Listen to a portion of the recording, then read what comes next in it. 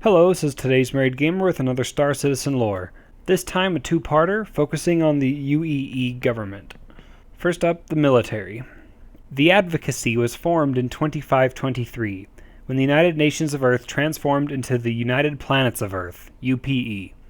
The Advocacy was designed to be an inter-system police force under the High Advocate. During the fascist Messer era, the Advocacy took on a darker role as the Imperator's secret police, intelligence, and espionage agency. The extent of their actions are still unknown, but Advocacy officials at the time were implicated in high-profile assassinations, the apprehension and torture of non-compliant elements in the populace, and propaganda mongers.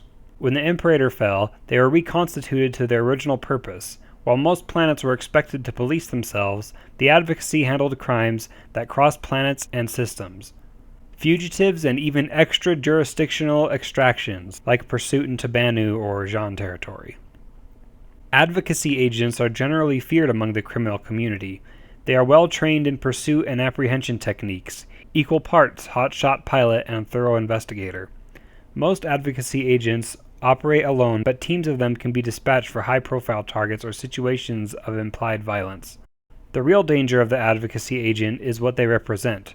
A criminal could kill a cop, and could probably kill an agent under good circumstances, but they will just send another and another until they ghost him. While the Advocacy does handle fugitives, they have been known to outsource to the Bounty Hunter Guild. An ultra-mechanized ground force, the Army is responsible for land-based military operations and keeps a watchful eye over primitive species on developing worlds.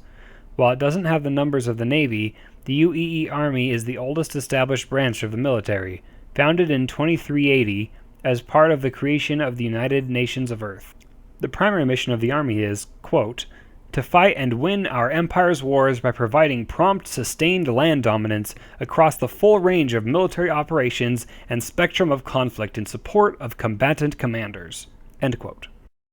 While the public has been enamored by mighty carriers and hotshot pilots of the Navy for the past few centuries, the UEE Army managed to briefly seize the public consciousness during the First Tavaran War, where just as many battles took place across shattered landscapes than did in space. Specifically, the Battle of Idris IV, which became the largest turning point in the war both strategically and to the public, thanks to the brilliant tactics of a young officer named Ivar Messer. The Marines are the first responders, the shock troopers. The howl of their drop pods, nicknamed nails, screaming through the atmosphere is a singularly unique and terrifying noise. There isn't a combat zone hot enough to scare off a battle-hardened Marine. The Marines were initially kept under the umbrella of the Army's command structure. They weren't officially separated and formed their own division until the end of the First Tavaran War. The UPE felt that they needed a consolidated special operations force that commanded the best of both the Army and the Navy. Their focus and primary application became planetary invasion. Marine units are specialized to be weapons of warfare, nothing more. They don't handle diplomatic escorts or pull guard duty, they dust things. When the Imperator doesn't need them, the Marines sequester themselves to their planet bases on Corin and train for the next conflict that will require their services. Marine candidates are selected from the general pool of Army and Navy recruits. The criteria for selection is unknown and inconsistent at best. Some speculate that it is intentional to cement the fact that you don't apply to be a Marine. The largest branch of the public face of the UEE military is the Navy. The Navy is responsible for transportation of military resources, maintaining the borders and waging military strikes through the UEE.